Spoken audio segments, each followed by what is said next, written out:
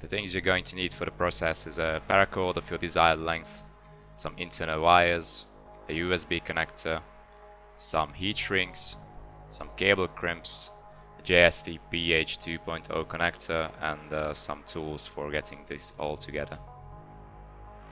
The first step is putting the wiring into the paracord sleeve, and I do this very simply by tying all 4 of these onto one of the internal threads of the paracord, then just pulling them through all together.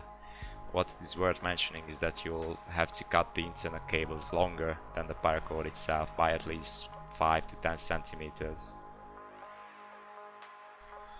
Pulling the wiring through, of course, cannot be done by simply pulling on one end and that's it. You'll have to do this in smaller steps and constantly stretching the paracord afterwards, and you should do this rather carefully.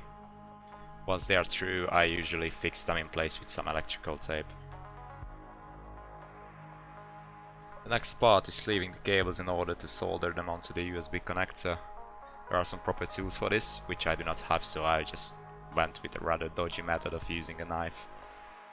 It's also worth mentioning that my knife is really sharp, but if you have a blunt knife, do not do this, you're just only going to cut yourself. Up next is soldering the wires onto the connector. First I thin the connector and the wires, which I rolled up tightly beforehand. I'm not very good at soldering, but this is quite an easy procedure and it can be done with the most basic soldering skills. What's also worth mentioning here is that you should watch your team flow and make sure you don't create a connection between 2 of these wires by any means, so just be careful here as well.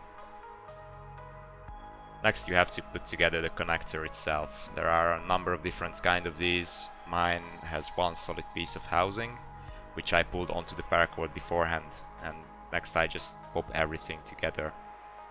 This is, once again, this should be pretty trivial, the pieces only fit one way and it's really easy to put these together.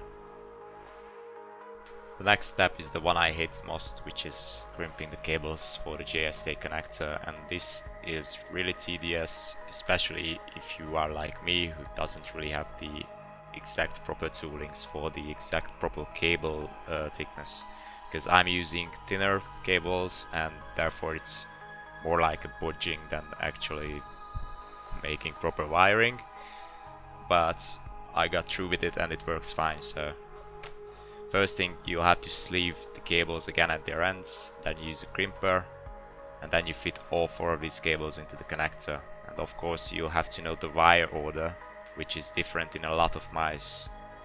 This time I'm doing this for a Linux Aurora, which actually matches the USB connector's order, so it goes red, white, green and black. So here I'm demonstrating how not to properly install a heat shrink. I'm just using my soldering iron because I didn't have a lighter with me. It does the job, but you shouldn't really do this. And the actual final step is just putting everything together and routing the cable internally.